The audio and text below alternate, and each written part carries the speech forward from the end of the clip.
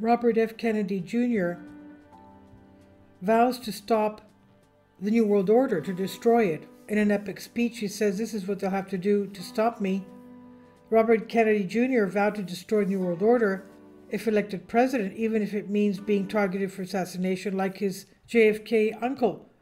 The Kennedy 2024 campaign kicked off this week with RFK Jr.'s pledge that his mission, quote, will be to end the corrupt amalgamation of state and corporate power that now threatens to impose a new kind of corporate feudalism on our country, end quote.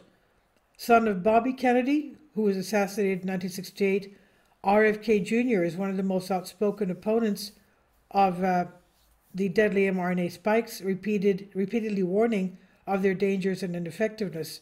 Natural News reports RFK Jr.'s declaration speech. It ran nearly 2 hours, which he joked was necessary after 18 long years of censorship, he said. One of the first things he said to the current ruling class is to be aware who is coming for them. In other words, him. WF orders governments to start limiting food to fight climate change.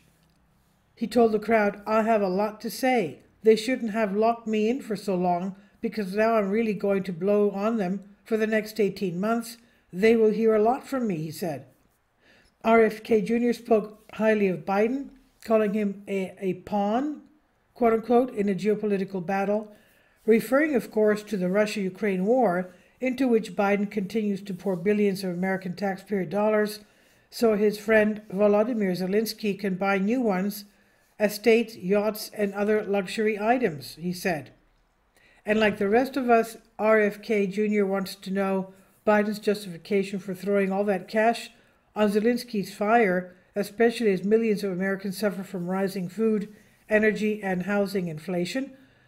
RFK Jr. said, "It is not in America's national interest to push Russia closer to China. It's not in America's national interest to involve us in something that could lead to a nuclear exchange," he said. While RFK Jr. says he believes the United States is in Ukraine for the right reasons, questions the costs involved. He says, "We are there because of our compassion for the Ukrainian people who have been brutalized, who have been illegally invaded." He expressed about his opinion on the matter. He says, "We have money for wars and we have money to bail out the bankers," he said. "But what about Americans who have fallen on hard times?" Inflation, RFK Jr. would say, is a tax on the poor, but Biden should do more to address it instead of funneling billions of hard-earned American dollars into Zelensky's pockets.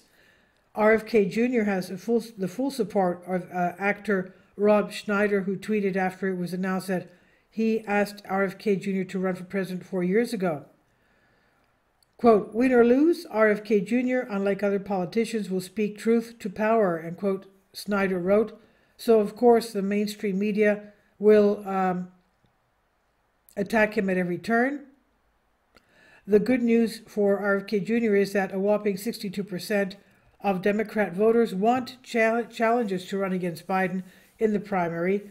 This proves the improbability of the current president and the desire of the American people to have someone else occupy the Oval Office. And this I've translated for you from a Greek article. Please leave your comments and thank you for your support. Kindly support my Patreon account. The daily posts are 5 videos daily and they are totally different from what I have on my YouTube channel. Thank you so much for your support and that you find all my content so interesting. You'll find the Patreon account details in the description box below.